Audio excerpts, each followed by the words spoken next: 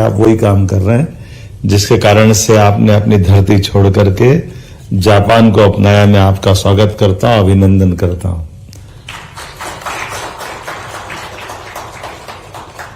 आज के इस कार्यक्रम में हमारे भारतीय राजदूत श्रीमान सीबी जाट साहब, SCS Rajesh Rajora ji, Raghavendra Kumar Singh ji, Rohit Gangwal ji, friends of MP के संयोजक हैं, और इसी अवसर पर आप सब मध्य प्रदेश वंशी कुटुंबीजन, आप सबका, और भारतीय भी है ना, मध्य प्रदेश वाले कौन कौन है?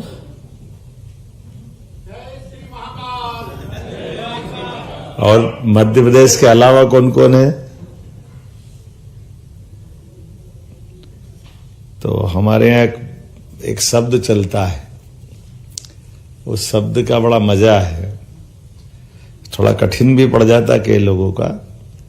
एक होते सगे और एक होते संबंधी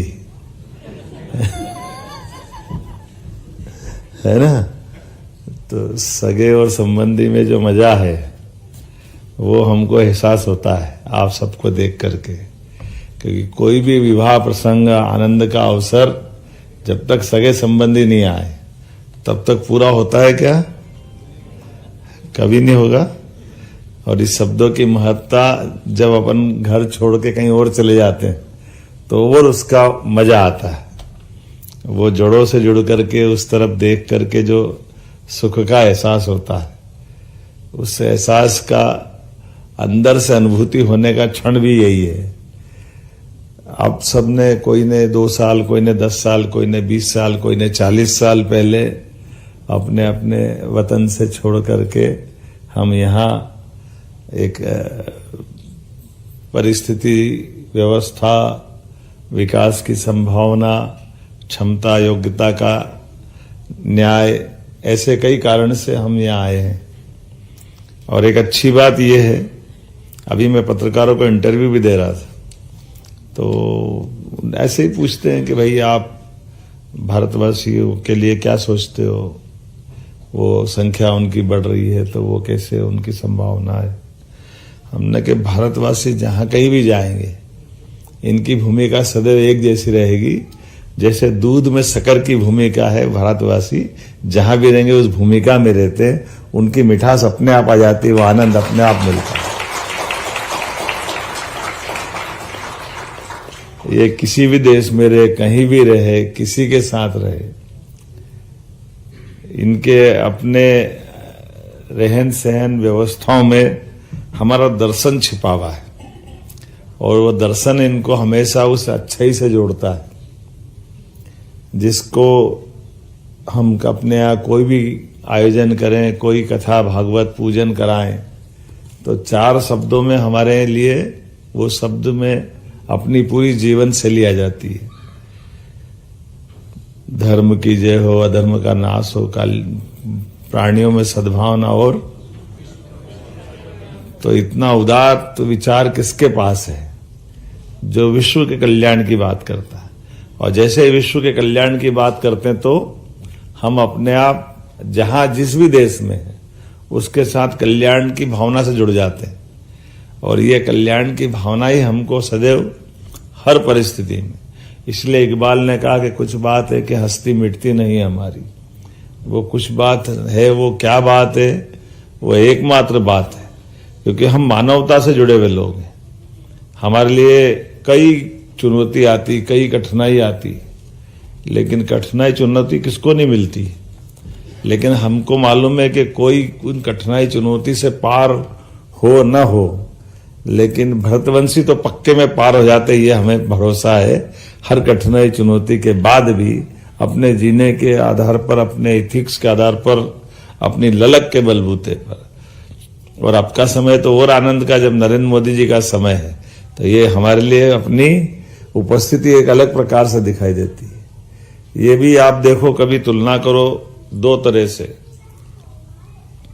यशस्वी प्रधानमंत्री के नेतृत्व में 10 साल में देश कितना बदल गया। 10-11 साल पहले, आप में से भी कई लोग 10-11 साल से पुराने भी होंगे, तो बड़ा कहीं अपन भारत से आए हैं तो ये बोलते बोलते अपने अंदर का कॉन्फिडेंस डावाडोल होता था, होता कि नहीं होता था। हमारे नेता भी आ जाए तो ठीक है, आए तो आए, न जाए तो जाए, हमको क्या करना है। और अब कभी मालूम पड़ जाए मोदी जी आ रहे हैं तो क्या होता है, झूम उठते हैं लोग, आनंद से सरावर हो जाते हैं, स्वाभिमान के साथ मुस्कुराने लगते हैं, उत्साह और उमंग का एक झरना बहने लग जाता है। अब हम तो उस परंपरा के डब्बे हैं पीछे, वो इंजन तो वो चल रही है। ये मोदी जी के जमाने का समय है ना।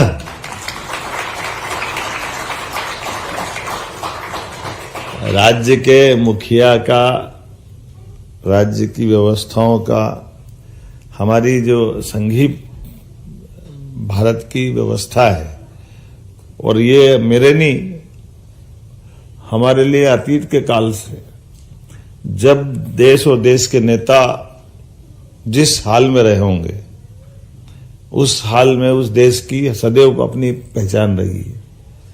नेता का स्वाभिमान, नेता का नेतृत्व, नेता की गतिशीलता, उसके पीछे पीछे अपने आप सब पे उसका असर आता है। और ये हमारे लिए सौभाग्य की बात है।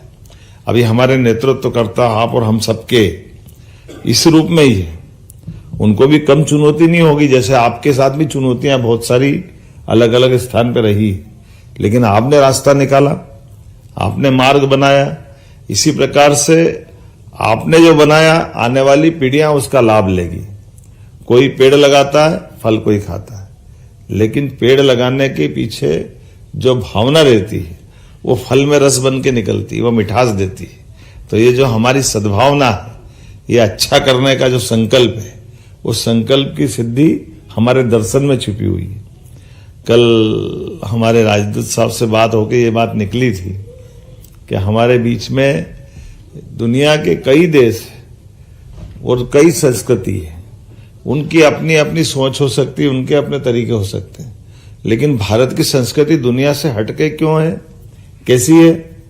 तो भारत की संस्कृति हजारों साल से कभी किसी देश पे आक्रमण करने की नहीं है। हमने किसी के देश की सीमाओं का समापन करके अपनी सीमा में मिलाने का कभी संकल्प नहीं किया।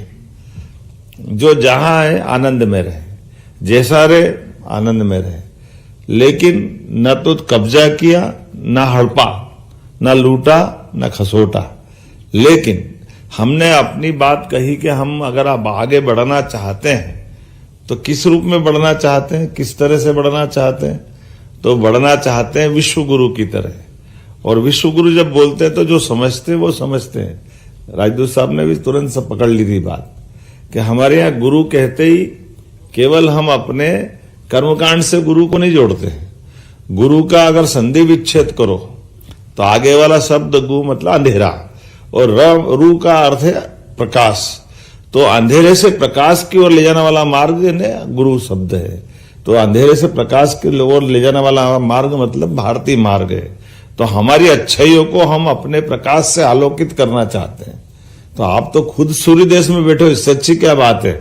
जापान का तो राज चिन्ह ही वही है जिसके आधार पर हम अपने संस्कृति को और नजदीक पाते हैं।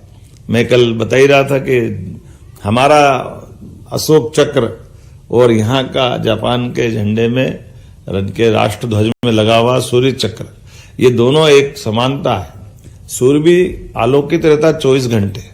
कोई कहता सूर्यास्त हो गया, वो हो गया, सूर्यास्त कभी नहीं होता, वो तो पृथ्वी की दिशा बदल गई। सूर्य तो जहां वहां आलोकित ही है। इसी प्रकार से अशोक के 24 चक्र 24 घंटे चलायमान दिखते, वो आलोकित ही होते, उनको कौन बिगाड़ता है, उनको कौन रोकता है। और उसी प्रकार से हमारे लोग भी आज के इस दौर में जब अपन यशस्वी प्रधानमंत्री के काल में बात करते हैं तो भारत में भी वो सब संभावना लगी, वो सब बातें हैं। और आप देखो बदलते बदलते एकदम से कहां हम 11वें नंबर से 5वें नंबर पे आ गए, और 5वें नंबर पर आकर के अब हम सब किसी के लिए राह में मार्ग में बाधा नहीं बनेंगे। लेकिन अगर संख्या का, संसाधन का, व्यवस्थाओं का तुलनात्मक अध्ययन करेंगे तो ध्यान में तो आएगा ना कि हमारी इतनी बड़ी आबादी, इतने प्रकार की अनुकूलता है, उन अनुकूलताओं के बावजूद भी जैसे जापान के लिए बधाई देना चाहेंगे। आबादी कितनी है लेकिन आर्थिक व्यवस्था में कितनी अच्छी जगह पे है। जर्मनी की आबादी कितनी है लेकिन आबादी की बजाय आर्थिक रूप से कैसे अच्छी जगह पे। तो हमारे लिए आज का समय इस रूप में है कि हम अब बदलते दौर में भारत की ताकत को भी पहचानें। तो ऐसा कहते हैं कि जब अगला कदम बढ़ाना रहता तो एक कदम तो जमाना पड़ता है, दूसरा उठता है। तो वो आपका कदम जमा रहे, मैं इसीलिए बोलने आया हूं कि आपका कदम हिलना नहीं चाहिए। मध्य प्रदेश या अपने देश से भी जुड़ा रहना चाहिए। हमारे लिए अगला कदम आपके माध्यम से, आप जहां हैं वहां भी अच्छे से रहें, उस आनंद में भी रहे, इसमें कोई मना नहीं। यहाँ के प्रति भी वफादार रहे। यहाँ हमारा जो काम जमना चाहिए, लेकिन काम को फैलाना है तो हमारे लिए अब संभावना के लिए कहीं और दिमाग मत लगाना, केवल हिंदुस्तान में लगाना। ये निमंत्रण देने भी आया हूं, अपनी जड़ों से जुड़ने की तरफ चलना है और जड़ों से जुड़ करके हमको अपने देश की प्रगति से न केवल उसमें अपने योगदान देना है बल्कि भावी पीढ़ी को भी हमारे संस्कारों से समृद्ध करना है, उनको उस भाव से अपने साथ रखना है जिसके कारण से दुनिया में अभी कई ऐसे देश हैं जो भारत की ये छोटी छोटी बातों को भी समझ नहीं पाते। बहुत सारे प्रकार से भारत के ऐसे कई रहस्य है, उसमें परिवार परंपरा भी है, कुटुंब परंपरा भी है, संस्कार परंपरा भी है। इन सारी बातों को समझने में बहुत टाइम लगेगा, लेकिन मैं आपको भारी नहीं करूंगा। आप जरा आज विनोद के उसमें आए हैं, थोड़ा अपने लिए आनंद के लिए इस मौका का इंतजार कर रहे हैं, तो मैं मान के चलता हूं कि आप मध्य प्रदेश में, जब मैं मध्य प्रदेश सरकार की ओर से आया हूं तो मुझे यहाँ आके मालूम पड़ा कि पहला मुख्यमंत्री मध्य प्रदेश से जो यहाँ आया है, तो मुझे लगता है देर हो गई, थोड़ी माफी चाहता हूं और जल्दी आना चाहिए था। कोई बात नहीं, जब जागे तब सवेरा है। तो जब यहाँ आए तो बहुत सारे प्रकार से आकर के काम किया है। एक काम ये भी किया है कि हमने कहा जापान के कई लोगों से, कई निवेशकों से बात करके ये भी बात हमने शेयर की कि भाई जापान में आर्थिक रूप से समृद्धि है, जापान की बहुत अच्छी बात है कि टेक्नोलॉजी बहुत अच्छी है, बहुत सारे प्रकार से जीवन शैली अच्छी है, बहुत अच्छी संभावना भी है। लेकिन जो भारत की या मध्य प्रदेश की अच्छी संभावना है उससे तुलना करो तो एक दूसरे के पूरक है। हमारे पास आबादी है, यहाँ आबादी की कमी है, अच्छे तकनीकी रूप से दक्ष लोगों की कमी है, या तकनीकी छोड़ो तो सामान्य काम करने वालों की भी कमी है। तो हमारे पास में एक तो मैन पावर जो है, इस मैन पावर को केवल भाषा सिखा करके भी हम एक दूसरे के पूरक बन सकते हैं। तो जो अभी आपकी संख्या कम दिख रही है, लगभग 50,000 बताया मुझे, 50,000 है ना, तो 50,000 से कब 1 लाख हो जाएगी पता ही नहीं चला, और 1 लाख से 1 करोड़ हो जाए उसमें क्या दिक्कत है? होना चाहिए कि नहीं होना चाहिए?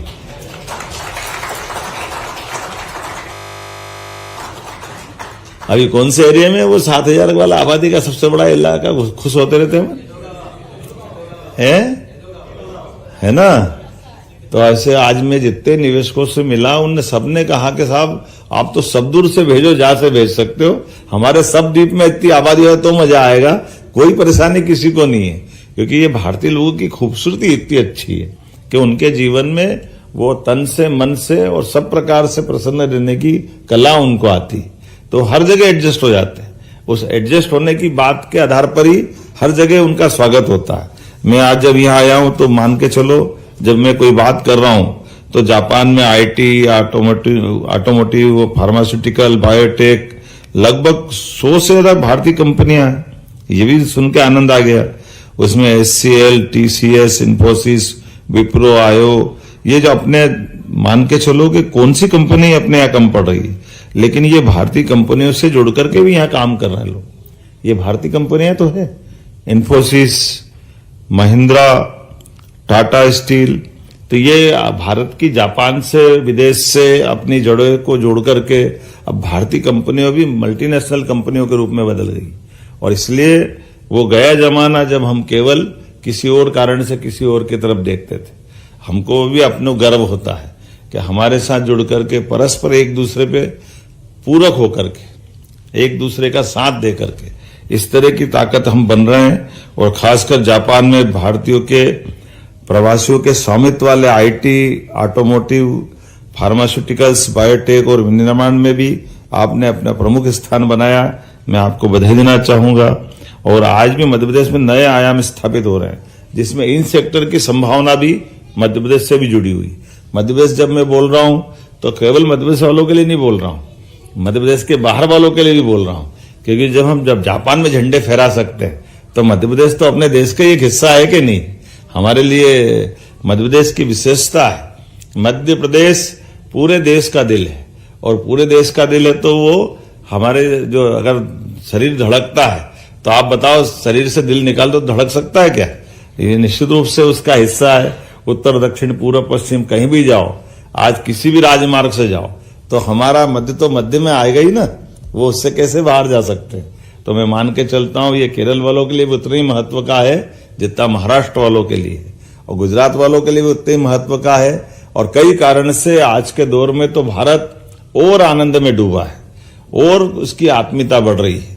आप बताओ, अयोध्या में भगवान राम मुस्कुरा रहे हैं तो हमको जापान में मजा आ रहा कि नहीं आ रहा? बोला जय जय श्री राम। तो भगवान देखो, आप अपने आप ही आप बोल रहे हो कि नहीं बोल रहे हो? हमने क्या करा? हमने तो सब कानून कायदे का ही पालन करा। बदलते दौर में आज के समय में भारत अगर सीना तान करके खड़ा हो रहा है तो उसमें ये स्वाभिमान भी है कि हाँ, हम अपने सभी धर्मों का सम्मान करने वाले लोग हैं। लेकिन उससे बड़ी गर्व की और क्या बात है? उससे बड़ी गर्व की ये बात है कि अपनी दुनिया का सबसे बड़ा लोकतंत्र अपने सबसे समृद्ध काल में जी रहा है।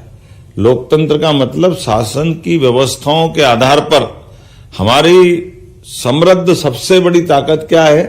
लोकतंत्र की सबसे बड़ी ताकत है चुने हुए जनप्रतिनिधियों के माध्यम से बना हुआ मंत्रिमंडल और समर्थ मंत्रिमंडल, जो अपने सभी समस्याओं को भी जानता है, समस्या के समाधान भी जानता है, और समस्याओं के समाधान के लिए निराकरण करने वाली सर्वोच्च न्यायालय संस्था है।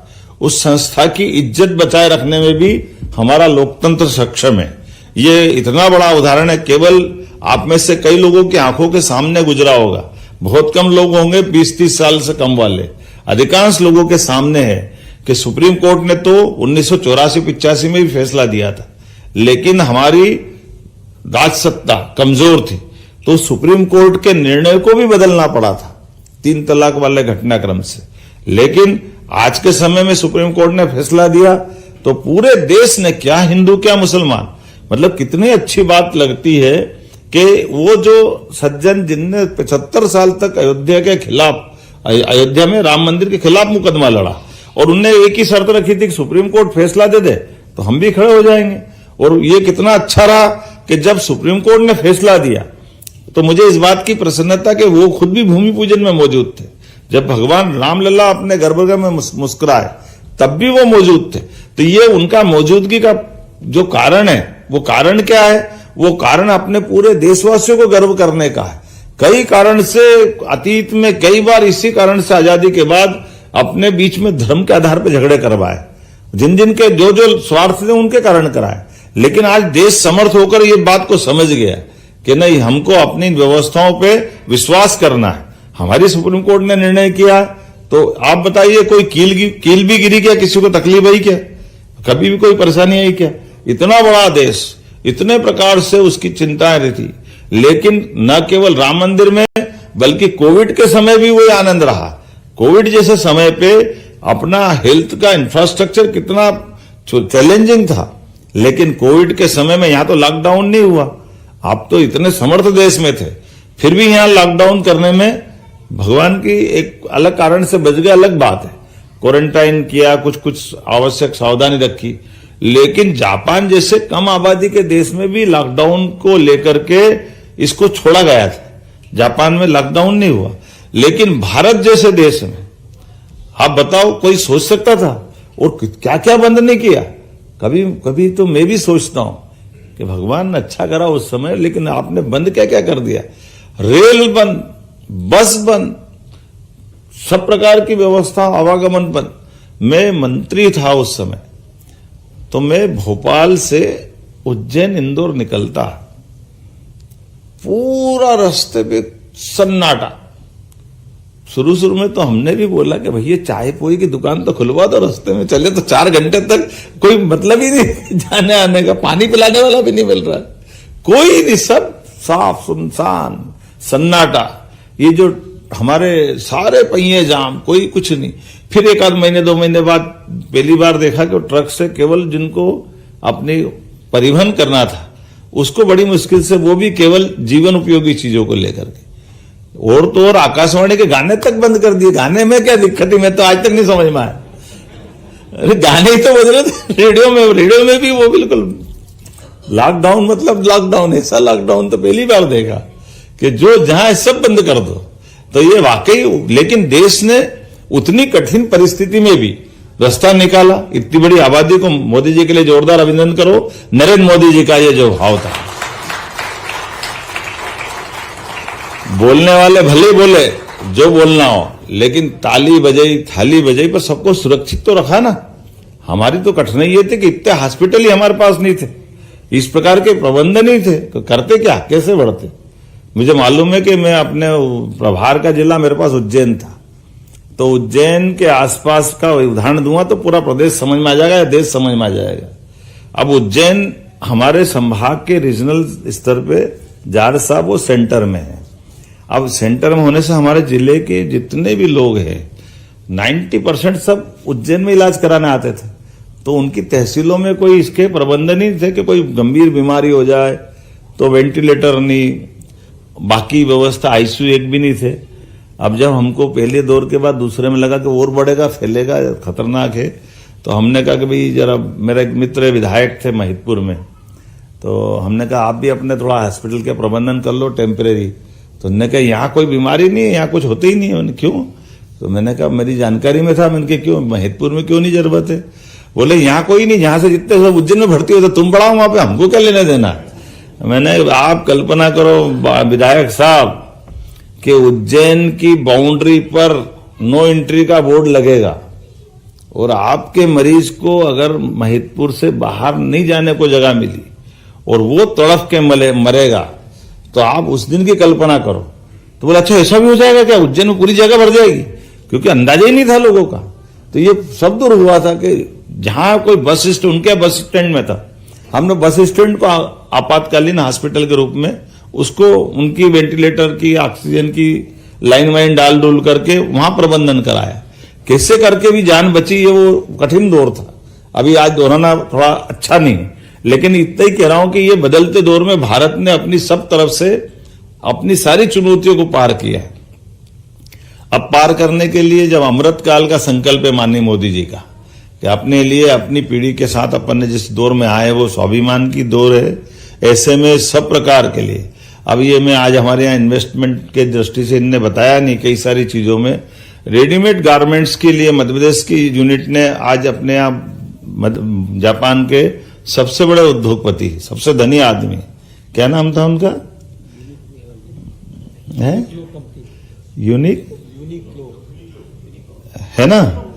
अब वो 75 साल की उम्र में भी, हम कोई कारण से लेट हो गए तो 40 मिनट भी लेट होकर के, लेकिन वो मिल के गए और बाकायदा होमवर्क करके आए थे। वो इतने पक्के वाले थे कि वो रेडीमेड गारमेंट्स का उनका पूरे देश में, दुनिया में बड़ा कामकाज है। और चूंकि उनने अपने ढंग से सबका अध्ययन किया, चीन जैसी जगह पे भी उनके 3000 से ज्यादा आउटलेट, उनके बहुत सारी प्रकार की दुनिया भर में बड़ा उनका अपना कामकाज फैला हुआ है। फिर उनने और बताया कि मेरे एक साथ वाले, उनका भी ये काम है, लेकिन वो थोड़ा सा केमिकल के और दूसरे काम भी कर रहे हैं और बढ़िया ढंग से कर रहे हैं। बोले मुझे इस बात का भरोसा है कि इसमें सबसे अच्छी संभावना भारत में और मध्य प्रदेश में, तो मैं आपके यहाँ के बारे में विचार कर रहा हूँ, तो मैं तैयारी करके आया हूँ, होमवर्क करके आया हूँ। हमारे से ज्यादा वो जान रहे थे हमको। फिर हमारे लोगों ने अपनी बात करी, समझाने का प्रयास किया। अब जब उनको एक बात पूरी समझ में आई और उस पर तो पहले ही हमसे ज्यादा समझ के वही तैयार बैठे थे। फिर हमारे पीएस ने कहा कि जरा वो साथ में एक और आए, वो केमिकल का काम करते हैं, तो इनने कहा जरा केमिकल पे भी हमारी पॉलिसी है ये वो। तो उनने रोक दिया, ठहरो, एक जगह ध्यान मत भटकाओ, जिधर आ रहा उधर ही आने दो, पहले इसी पे चलो, दूसरा दाई में मत करो। ये बिजनेस का तरीका है। इसको अपने यहाँ बोलते हैं ना, आधे मिले ना पूरी, क्या बोलते हैं, आधी मिले न पूरी पावे इसका मालूम पड़ा कि जो हो भी जाएगा। तो बोले आप तो एक ही लाइन पर हो, जो हो सकता है उसी पे बात करो। तो जो वो 75 साल की उम्र में भी अभी इतने उत्साह और उमंग के साथ भरे पड़े और अपने देश की इन सारी बातों को जानते समझते हुए व्यापार व्यवसाय के रास्ते निकाल रहे हैं। तो अब उस उम्र वाले भी निकाला तो अच्छी बात है, पर बाकी लोग तो अपने को पहले समझ में आना चाहिए कि ना आना चाहिए। इस उम्र में तीसरे देश जाकर के वहां अपनी बिजनेस की संभावना ढूंढ के खड़े हो रहे हैं और इस बात में विश्वास कर रहे हैं। तो आज अपने बीच में एक इतना अच्छा मौका है कि जब हम अपनी सारी पॉलिसियों को बता रहे हैं। अब ये बताओ, कभी रेडीमेड गारमेंट्स की पॉलिसी का अकेले मैं एक उदाहरण दूंगा। अभी आप में से यहां जितने लोग भी काम कर रहे हैं, ये बहुत धनी देश है, संपन्न देश है, सक्षम एजेंसियां है, लेकिन आपको कोई यहां किसी भी कंपनी में काम कर रहे हो तो प्रति व्यक्ति सरकार के द्वारा इंसेंटिव कोई पैसा दे रहे हैं यहां पे? सरकार के द्वारा किसी भी एजेंसी को, किसी व्यक्ति को मिल रहा है यहां पे? आप तनख्वाह पारोगे 15,000, 20,000, 50,000, तो लेबर को लेती है ना। देखो अब आपको मैं बता रहा हूं, अपने यहां भारत में मध्य प्रदेश के अंदर अगर अपना कोई परिवार का बच्चा रेडीमेड गारमेंट्स, अकेले उज्जैन के उदाहरण देता हूं, ये हमने प्रदेश भर में किया है, वो रेडीमेड गारमेंट्स पे कपड़े को केवल सिलाई मशीन पे सीने के लिए बहनें आएगी काम करने, तो मान लो 12,000, 15,000 तनख्वाह है, तो मध्य प्रदेश सरकार 5,000 रुपया प्रति लेबर को 10 साल तक देने की गारंटी दे रही। काम कर रहे हैं फैक्ट्री वाले के यहां, पैसा कौन दे रहा है? सरकार दे रही है। फैक्ट्री वाले का काम, फैक्ट्री का वो अपना प्रोडक्शन से, उत्पादन से कमाए खाए, वो अपना काम करे, लेकिन उसके बाद भी वो ऐसे रोजगार परक इंडस्ट्री चलाए। इसके पीछे भाव क्या है कि केवल मशीनीकरण से काम नहीं चलेगा, मशीनीकरण के पहले रोजगार चाहिए। तो रोजगार परक ऐसे उद्योग स्थापित करने के लिए ये सेक्टर में बता रहा हूं जिसमें रेडीमेड गारमेंट्स में, और केवल इसमें 5,000 रुपये लेबर नहीं दे रहे हैं, बल्कि हम वो जमीन की रजिस्ट्री करा रहा इंडस्ट्री की, तो उसमें स्टाम्प ड्यूटी की छूट दे रहे हैं। बिजली अगर कमर्शियल 8 रुपए में पड़ रही तो हम 10 साल तक 4 रुपए में दे रहे हैं। ऐसे सब मिला करके वो इंडस्ट्री, जिस इंडस्ट्री में 200% की छूट दे रहे हैं, 100 तो कम पड़ रहा है। अब बताओ इससे बड़ी कोई बात होगी क्या? तो आज के समय में लोगों को प्रोत्साहन देने के लिए कितने प्रकार से आगे बढ़ रहे हैं। ये एक उदाहरण बताया, ऐसे सब प्रकार की चीजें मैं बहुत सारी बता सकता हूं। तो ये वर्तमान के समय में हमारे पास जो हाथ में है, उस हाथ में होने से ज्यादा अपने दिमाग में है।